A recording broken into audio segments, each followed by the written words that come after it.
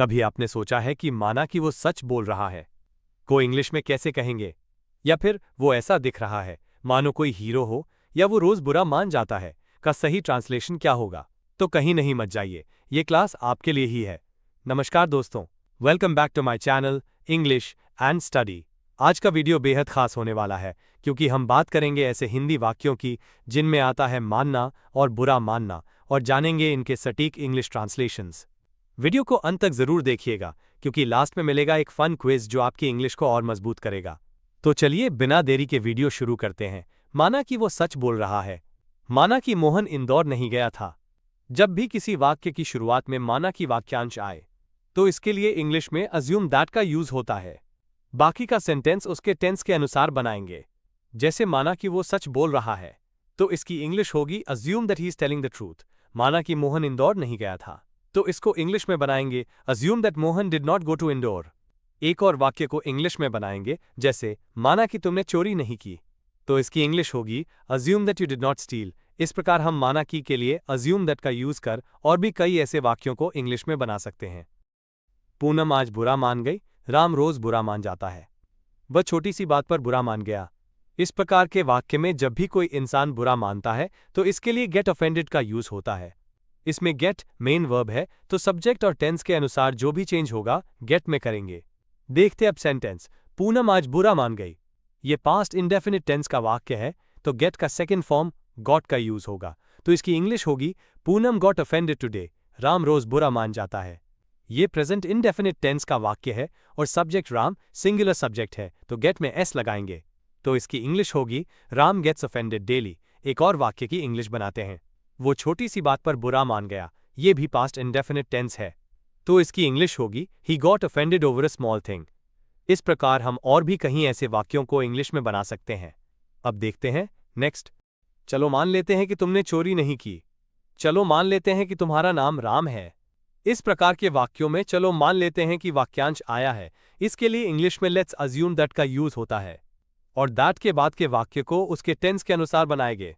जैसे चलो मान लेते हैं कि तुमने चोरी नहीं की तो इसकी इंग्लिश होगी let's assume that you didn't steel. चलो मान लेते हैं कि तुम्हारा नाम राम है तो इसकी इंग्लिश होगी let's assume that your name is Ram. चलो मान लेते हैं कि तुम बहुत अच्छे हो तो इसको इंग्लिश में बनाएंगे let's assume that you are very good. इस प्रकार हम और कई ऐसे वाक्यों को अंग्रेजी में बना सकते हैं। तो देखते हैं नेक्स्ट। वो मुझे बहुत मानता है, तुम क्यों उसे इतना मानते हो? ध्यान दो, यहां पर ऐसे वाक्य में मानने का मतलब इज्जत करना होता है और इंग्लिश में इज्जत करना के लिए रिस्पेक्ट वर्ब का यूज होता है। अब देखते हैं वाक्यों की इंग्लिश। वो मुझे बहुत मानता है तो इसकी इंग्लिश होगी he respects me a lot. तुम क्यों उसे इतना मानते हो? तो इसको इंग्लिश में बनाएंगे why do you respect him so much. एक और वाक्य की इंग्लिश बनाते हैं, जैसे मैं सिर्फ मेरी माँ को मानता हूं तो इसकी इंग्लिश होगी I respect only my mother. इस प्रकार हम और भी ऐसे वाक्यों को इंग्लिश में बना सकते हैं। तो देखते हैं नेक्स्ट। वो ऐसा काम कर रहा था मानो कोई मशीन हो। वो ऐसा नाच रहा था मानो माइकल जैक्सन हो। जब भी ऐसे वाक्यों को इंग्लिश में बनाएंगे तो मानो के लिए एज इफ का यूज करेंगे। यह एज इफ कंजंक्शन के रूप में आता है जो दोनों वाक्यों को जोड़ता है और दूसरे वाक्य में सब्जेक्ट के बाद हेल्पिंग वर्ब हमेशा वो लगती है और पहला वाक्य हमेशा वाक्य के टेंस के अनुसार बनेगा। जैसे वो ऐसा काम कर रहा था मानो कोई मशीन हो तो इसकी इंग्लिश होगी he was working as if he were a machine. वो ऐसा नाच रहा था मानो माइकल जैक्सन हो तो इसको इंग्लिश में बनाएंगे he was dancing as if he were Michael Jackson. देखते हैं एक और वाक्य।